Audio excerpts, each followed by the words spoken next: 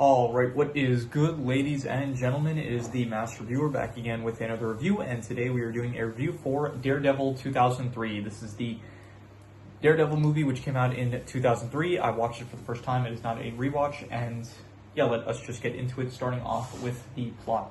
So the plot of this film is, it's basically the origin story of, not exactly, like the beginning of the film is the origin story of Daredevil, so it does... I'll give a bit of background before beginning. I did watch the Daredevil Netflix series around, I think it was by now 5 or 6 years ago, something like that. So it was probably around like COVID, I think. So I watched it then. I liked it a lot. I thought that the Daredevil series was great. And then I think by now it would have been like 2 years ago, probably, or maybe a year ago. Not good with the time frame, but about 2 years ago, I think, when Daredevil Born Again came out, I saw that, and I also very much liked it. And so I am a fan of Daredevil. I like the character and the actual media surrounding him. And so going into this, I was kind of hoping, like, I went into it with high hopes, and I'll just say it now, those expectations were sadly not really met. So yeah, the plot of the film is that it does kind of show the backstory of Daredevil first. So you do see him, like, as a kid. You learn about him with his father being someone that was, like, working for this guy Fallon, and he was supposed to lose a boxing match on purpose, but then he ends up winning, and so because of that, he is killed by Kingpin himself, working for Fallon at the time, and Matt Murdock, he was in an accident, he ends up going blind, and so his other senses are heightened, basically. So we get the backstory at the beginning of the film, and then afterwards, we end up seeing Matt Murdock as an adult, so we follow Matt Murdock throughout the film, and the plot of the film is basically Matt, he ends up meeting Elektra, her father ends up wanting to stop working for Kingpin, but Kingpin does not, like, he won't let that happen. So he ends up, when Elektra's father ends up leaving working for the Kingpin, then the Kingpin ends up killing him. In the process, Matt Murdock tries to save her father, but then Elektra thinks that Daredevil was the one that killed her father, so then Elektra is after Daredevil. Meanwhile, Bullseye is after Daredevil, because in the fight between Bullseye and Daredevil, when Daredevil was trying to stop Bullseye from killing Elektra's father, Bullseye ended up missing a shot on Daredevil, so from that he has like a vendetta that he has to make sure that he kills Daredevil. So Elektra is after Daredevil, Bullseye is after Daredevil. Meanwhile, while this is happening, there's like the plot with the lawyer plot.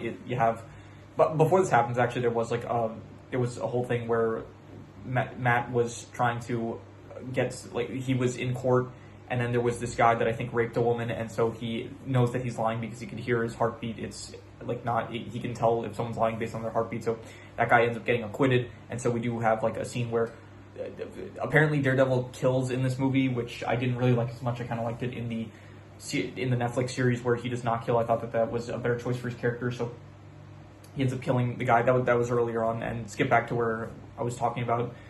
So Elektra is going after Daredevil. You have Bullseye is also going after Daredevil, and Daredevil is he wants to stop Kingpin ultimately, because Kingpin is basically running the town and is causing a lot of the crime in the town. So Daredevil's after Kingpin, Elektra's after Daredevil, Bullseye's also after Daredevil, and then Daredevil fights Elektra at some point. Elektra ends up finding out that Matt is Daredevil. Elektra ends up dying, but apparently she didn't die. I don't know how, because Matt heard her heartbeat stop, but then apparently she's still alive by the end of the film, so I don't know how. And then apparently I checked afterwards, there is an Elektra film, which is going to be coming up in the Marvel timeline, which I will end up seeing for the first time. And apparently it is the same Elektra from this film, I'm pretty sure. So yeah, I guess I should have realized that, but I thought it was just going to be a different standalone film, that Elektra film. So anyway, Elektra is alive apparently, and you have Matt. He is going after, Matt is going after Bullseye now. So then it becomes a fight between Daredevil and Bullseye, and then after defeating Bullseye, Daredevil goes after the Kingpin, and he ends up defeating Kingpin. Kingpin gets arrested. Throughout the entire plot of the film, there's also this plot of, you have Ben Urich from the, like, same, I mean, a lot of the characters here, they're characters that are also from the Netflix series. So Ben Urich, he is trying to expose both Kingpin and Daredevil, but then at the end of the film, he manages to expose Kingpin, but he also finds out the truth about Daredevil being Matt Murdock, but then he decides to not end up publishing the story about him because he knows that it will expose Matt to all of New York, and so he would not be able to live in New York anymore. So he decides that for the sake of protecting New York City, he's going to not publish the story about Matt Murdock, and that is basically where the movie ends. So overall, the plot, I'm going to give it like a 2 out of 5. I didn't really like it too much. I thought it's like not really the best. I don't know. It's like a lot of stuff is going on in it, and I didn't really find any one particular thing too interesting. So it wasn't really it was pretty long. Also, I think I saw the director's cut. I think the movie is. I'm looking at it now. It's an hour 43 minutes, but then the version I saw, it was like 2 hours and 13 minutes. There was like an extra half hour worth of footage. I'm guessing. Well, the credits were like 10 minutes probably. So there was like an extra 20 minutes worth of footage. So it was definitely. I maybe if I saw the shorter version, then I might have enjoyed it a bit more. But I did think that the plot was just kind of. There was a lot of stuff going on. There was stuff with like Bullseye after Matt and Elektra, Matt going after Kingpin, Ben Urich trying to expose Matt also dealing with the whole court case that's going on with Foggy and stuff. It's like just a lot of stuff going on, and I did not really. I thought that this story kind of works better as a series. I thought that the Netflix series, like, it had more episodes, it had a lot more time to flesh all this stuff out, so I think it worked a lot better compared to this movie where it felt like we're really just packing a lot of stuff into it. So I did not think that. I'm going to give it like a 2 out of 5, I would say, for the plot. In terms of the characters, I didn't really like any of most of the characters, to be honest. I think that a lot of this review is me like comparing it to the Netflix stuff that I did see, and I mean, the Netflix stuff, in my opinion, was better. Ben Affleck plays Matt Murdock, and he feels like kind of a jerk, more so in this film than he did in the Netflix stuff. Like, for one, he kills, which I was surprised by. Like, at the very start, he does end up killing the guy that ended up getting acquitted in court. So that automatically just was not great to see. And he pursues Elektra, and it's like it's very weird. It's like he meets her, and then he's like kind of stalking her and stuff, and it's like kind of, I don't know, it didn't feel great for his character. So yeah, I didn't really think that this version of Daredevil was as good as the Netflix version, I would say. So Elektra, I did not care for her at all. I also did not feel any romance or chemistry between Elektra or Matt Murdock, so didn't care for that. I did like Bullseye. I thought Bullseye was fun. I really like the intro for Bullseye. So I would say it's like a different take, definitely. Like, this one came out first, but so the Netflix version of Bullseye, it's a much darker take on the character. But I thought that this version was pretty good. I did enjoy Colin Farrell as Bullseye, I would say. Kingpin, this version of Kingpin is definitely not as good as the Vincent D'Onofrio version. He is played in this version by Michael Clark something. Michael Clark. Can I see who plays it? I'm not sure. Michael Clark Duncan, yeah. I do like that actor. He was good in Green Mile, but I did not think, like, he was fine as Kingpin, but I think that at this point, Vincent D'Onofrio as Kingpin has become kind of an iconic casting, so I do think that version is just a lot better. Foggy Nelson, I did like Foggy Nelson. I think that Jon Favreau did a good job with the character, and he was probably my favorite character of the film. Besides him, there is Ben Urich. Ben Urich, honestly, in the Netflix series, he did not feel as, like, he's not the most memorable character from the Netflix series, but in this film, I felt like they handled the character pretty well. Ben Urich, like, he actually feels pretty prominent, I would say, and so I guess good job there. He's played by, there's a lot of, like, characters here from a lot of mafia/cartel medias. Like, you have the actor that plays AJ Soprano from Sopranos, he's in this. You have Joe Pantoliano, who plays Ralph from Sopranos. He's the one that plays Ben Urich. You have the actor that plays Hector Salamanca. He plays Fallon in the movie. So yeah, a lot of mafia/cartel type characters in this film. So, but yeah, besides Ben Urich, that is pretty much all the characters. You also have Matt's father, Jack Murdock, who he was fine in the backstory, but he is just meant to be for the backstory, and that's kind of it. So that is pretty much all the characters. There's no one. I mean, there's like Wesley, the guy that works for Kingpin, but he's not really worth mentioning. So overall, I would give the characters, I would say, probably, like, most of them, I think, just comparing it to the Netflix stuff, it is just a lot worse, I would say. So, but even so, I'll give the characters like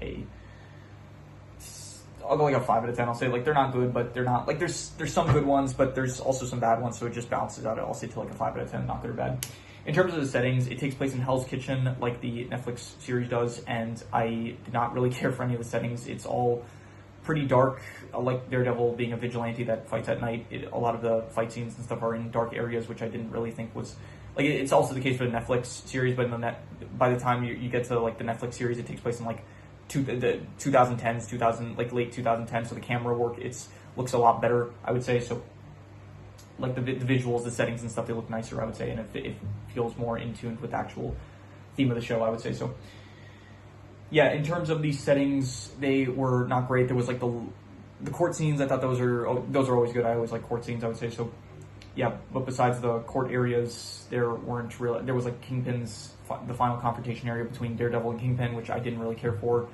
And yeah, overall the settings I didn't really like that much, so I'm just gonna go a 4 out of 10. Honestly, I'm gonna say that they were bad settings, but like just not great, I would say. So in terms of the action I also did not really like that much. Like Daredevil, he's good, but it's like that he's a very acrobatic character. He's like doing a bunch of flips and stuff, and he is like I said, a very acrobatic character. He uses his rods and stuff as weapons, and it like compared to something like, I don't know, Blade or Spider-Man or even the X-Men, who have much more creative powers, it's very basic stuff, and I think it works better when you get like the more modern choreography that you have in the Netflix series. You do have as well Bullseye. I thought Bullseye, the moments with Bullseye were cool, like anytime that he's like throwing something and it's hitting the targets, those are cool moments, I guess. Kingpin, he didn't really fight too much. Kingpin there was one fight with Kingpin at the end of the movie, which was fine, wasn't like bad or anything, but yeah, overall the action. There was Elektra also. Elektra like fights a bit. You do have a fight actually between Elektra and Matt like towards the start of the film, and I did not really care for Elektra as well because it's not that interesting, it's not that creative. Like at the very least, like Blade, he doesn't have like any creative kind of stuff to work with, but his fight scenes are cool. It's like he uses guns, he uses swords, and so it's like a. And the fact that he's like part vampire, so he's immune to like bullets and stuff. It's like there's stuff that he can work with to make the fight scenes cool. But like in this case, at the very least, it's like with it being the early 2000s, the choreography and the fight scenes, they're not as cool. Or like in the Netflix series, it's a lot darker, so they can have a lot more cooler fights because they're willing to go to like much more extreme lengths with the fight scenes, I would say, because it is a darker version of the character, I would say. So yeah, overall the action I would just give like I'd have to go I'll go like a 5 out of 10. Like it's not good. Most of it I don't really care for, but there are a few good moments. Like specifically with Bullseye, I do like the Bullseye moments in this film. So yeah, in terms of the mystery, I guess I'm rating it as a mystery slightly because there is like a mystery aspect to it. Specifically, what happens, what like the lawyer aspect of the film of Matt trying to acquit his client, that he hears that his client is innocent. And then he hears from the cop that the cop is also telling the truth based on his heartbeat. But then it's honestly, it's not really the best reveal. It's just revealed that the cop was actually lying. He just had a peacemaker. That's a DC character. A pacemaker for his heart. So Matt wasn't able to tell that he was actually lying under oath. So it wasn't really. Yeah, honestly, should I even be rating it as a mystery? I'll just, to be generous, I'll just remove the mystery aspect, I guess, from the score because it's just going to end up lowering it even more. So. In terms of the worst thing, I would say the worst thing was probably, I guess, my expectations. Just like going into it, I really liked the Netflix series, and I did also really like Daredevil Born Again. And so going into it, it's like, okay, I know it's the early 2000s, and I know that it's probably not going to be as good as the Netflix stuff, but I was still kind of hoping that it would, I don't know, at least be on par with it at the very least. But it wasn't. It was like, I guess, my expectations for it, how it met my expectations. I would say it was probably. Let me get the score sheet out for this. Let's see here. I would say. Pretty bad, 3.5. Like that was in terms of I never really know how to rate this. Like my expectations were not met to a pretty bad extent. I'll say that's what I'll say. That is the worst thing in my opinion. And yeah, in terms of the best thing was probably, I'm not sure. There's some good moments with Foggy. There's some good moments with Bullseye as well. I really liked Bullseye's intro. I thought that was good. And, I'll give it to Bullseye's intro. I thought that was probably my favorite part of the film. I would say it was a pretty good intro. I'd give it like a 7 out of 10, I would say, for Bullseye's intro.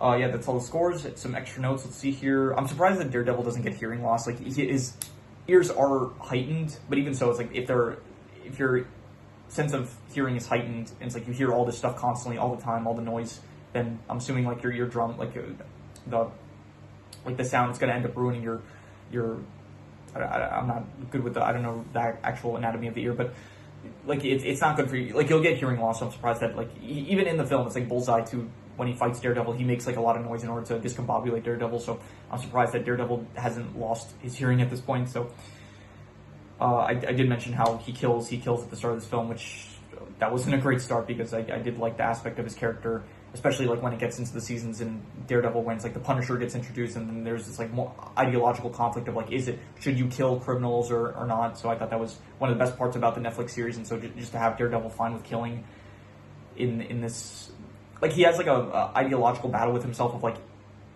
by the end of the film he doesn't kill Kingpin, and honestly it's kind of like him realizing that killing is wrong throughout the course of the film, but it just, I don't know, I felt like it may have just been better if they went with something more similar to the Netflix series where he just starts off like not being okay with killing. So, and yeah, Elektra, apparently she's alive, which I don't know how, if Matt heard her heartbeat stopped, I don't know like how the hell she would have survived that. So I mean, maybe when I get to the Elektra movie, maybe they'll explain it then, but anyway.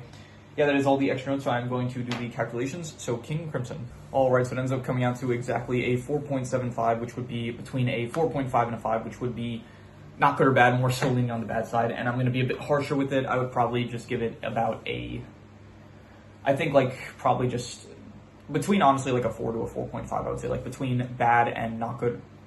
Like it's between bad and not good, and I think I would probably give it, I would say, I won't give a concrete answer. I'll just say it's between a 4 to a 4.5. It's between bad and not good, I would say. So, yeah, I think that is pretty much all there is to it. So if you have any recommendations, any shows, movies, video game stories, anime, manga, web series, anything that you want me to review, leave it in the comments and I will maybe possibly check it out. With that said, that is pretty much all there is to it. So let's leave it at that.